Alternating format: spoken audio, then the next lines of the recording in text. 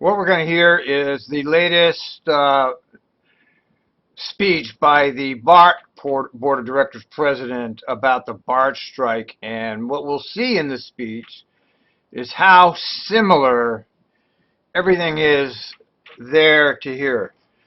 Both places make the exact same argument that their benefits are out of line with all the other public agencies. Now, Trimet has been boasting that they have the best package in the country. Well, Bart boasts that too, and if you look at the statistics, Bart people are doing much better than the Trimet people. We already knew that the Trimet claims were false. But listen to this speech by the Bart manager or the Bart board president. It's very interesting because of its similarities to what's going on here at Trimet. It's also interesting to note that the woman who's the head of Bart at $350,000, you think McFarland's got a salary. This woman that's running that place, $350,000 a year, comes from Oregon. She actually was she worked at the City of Portland Transportation Bureau for years. She worked at the Oregon state level Department of Transportation. She worked up in Washington State. So she has strong ties here, and it wouldn't be surprising if those two are coordinating things. It sure seems like it. Okay, listen. We have asked for additional contributions to pension. We have asked, we worked out a thing for medical where 3/4 of our employees, the people in lower cost programs, won't see any increase in their medical copay. Only exactly what Trimet did. They stopped the defined benefit for retirement. You now have to put in your 401k, which is basically a stock market theft of your pension, by the way, because all of it gets put there. And they've degraded the health insurance. You know, okay, it's not a high premium per month charge, but if you get sick, you're going to pay more, okay, because you have much less coverage. The Bart manager doesn't talk about that.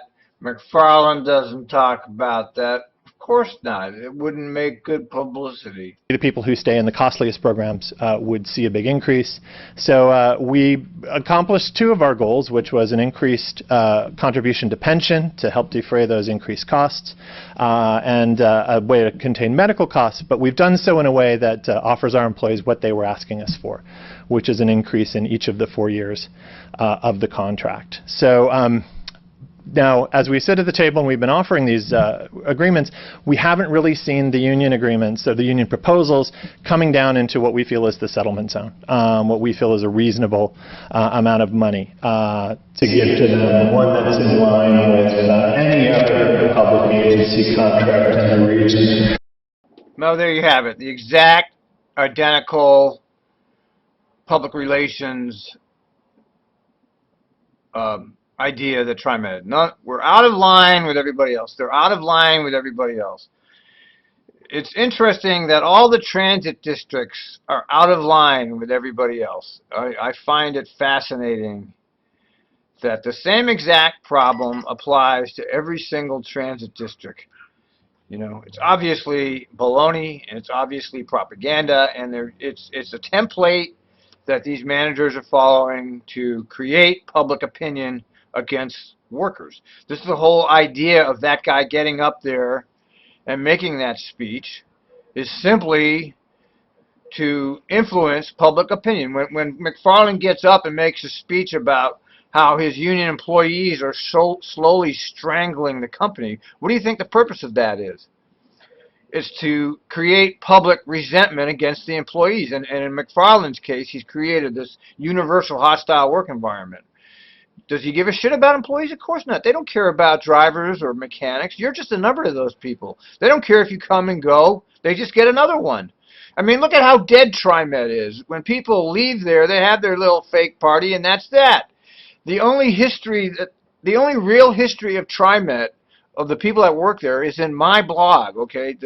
Mine. I'm the only one that's been able to capture a little piece of reality there. and show more than just this dead institution that treats operators like some kind of a plastic template.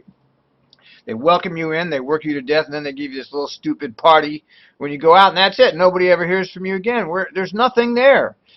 And that's because they don't care about their union employees. Trimet exists for the executives, okay? They're making a fortune on it, and they're going to walk away with millions. And it's the same thing at Bart. Bart exists for the executives. They don't care about their union employees. All of those executives walk away with millions. And where's the discussion about the executives walking away with millions? They'll say, well, it's only 1% of the budget the executives walking away with. When we have 1,000 drivers and only 100 or only 50 executives, see, the 1,000 take up much more resources. See, that's how they distract the attention of the public from them robbing their treasuries so that they can get rich, blaming it on the union. It's a typical scam, and the media, the corporate media, is on the side of the executives. That's who they function for. So the public doesn't get to hear the other side.